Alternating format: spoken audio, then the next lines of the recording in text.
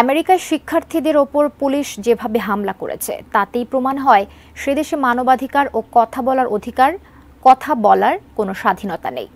এই মন্তব্য করে প্রধানমন্ত্রী শেখ হাসিনা বলেছেন, নিজের দেশে মানবাধিকার লঙ্ঘন করে অন্য দেশকে সবক দেয়া সাজে না। সন্ধ্যায় গণভবনে আওয়ামী লীগের কেন্দ্রীয় কার্যনির্বাহী সংসদের সভায় কথা বলেন তিনি। রেজওয়ান ফয়েজের রিপোর্ট। মঙ্গলবার সন্ধ্যায় গণভবনে বসে আওয়ামী লীগের কেন্দ্রীয় কার্যনির্বাহী সংসদের সভা। এতে সভাপতিত্ব করেন দলটির সভাপতি প্রধানমন্ত্রী শেখ হাসিনা। সবার শুরুতেই প্রধানমন্ত্রী যে বক্তব্য রাখেন সেখানে তার সরকারের বিভিন্ন উন্নয়নমূলক কাজের কথা উল্লেখ করেন। আর এখানেই আসে পদ্মা সেতু প্রসঙ্গ। 1 বছর এখনো হয়নি, এরই মধ্যে পদ্মা সেতুতে 1500 কোটি টাকা অর্থাৎ 1500 কোটি টাকা আমাদের টোল উঠেছে।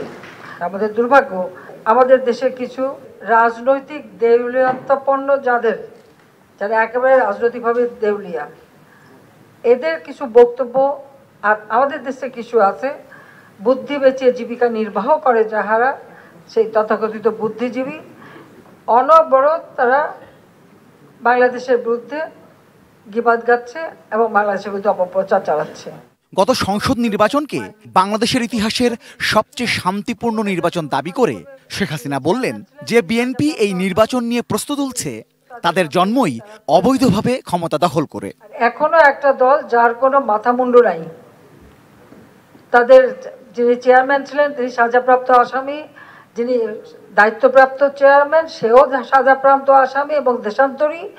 আমরা ডিজিটাল বাংলাদেশ করেছি, যে সেই সুবাদে সারাক্ষণ অনলাইনে শুধু নির্দেশ দেয় এবং সেই সিদ্ধান্তেরও ঠিক ঠিকানা নাই। আজকে এরে বহিষ্কার করে, কালকে আবার তাদের দলে বিরায় নেয়, কালকে আবার ওরে বহিষ্কার করে, তাকে দল বিরায় নেয়, তাদের কোনো সিদ্ধান্ত নেই। ফিলিস্তিনে ইসরায়েলের গণহত্যা বন্ধে যুক্তরাষ্ট্রের ছাত্র বিক্ষোভ মার্কিন পুলিশ দিয়ে যেভাবে দমন করা হচ্ছে তা উল্লেখ করে প্রধানমন্ত্রী বললেন, এতে প্রমাণ হয় সেখানে কোনো মানবাধিকার নাই। তাদের হাতে লাঠিও ছিল না, আগুনও ছিল না, তারা কিন্তু পুলিশের বিরুদ্ধে মারমুখীও ছিল না। তারপরেও আমেরিকার পুলিশ যে আচরণটা করেছে, ওদেশে যে মানবাধিকার কতটুকু আছে সেটাই তো প্রশ্ন। কথা বলার স্বাধীনতা কতটুকু আছে সেটা প্রশ্ন। অন্যায়ের প্রতিবাদ করার অধিকার কতটুকু আছে সেটাই আমাদের প্রশ্ন। বাংলাদেশের উপর মানবাধিকারের রিপোর্ট লেখে, নিজেরা আয়নায় চেহারাটা দেখে না। যুক্তরাষ্ট্রে সম্প্রতি 2 জন প্রবাসী বাংলাদেশি নিহত হবার ঘটনা উল্লেখ করে তিনি বললেন, কেন তাদের হত্যা করা হলো এর জবাব দিতে হবে। আমি সেই জবাব চাই সেই মানবাধিকার সংস্থা, জাস্টিস ডিপার্টমেন্ট বা যারা আমাদের স্যাংশন দেয়, যারা আমাদের উপরে খবরদারি করে, তাদের কাছে আমার জবাব চাই আমি, যে আমার বাঙালি কেন মারা যাবে। রেজওয়ান ফয়েজ, 18 নিউজ, ঢাকা।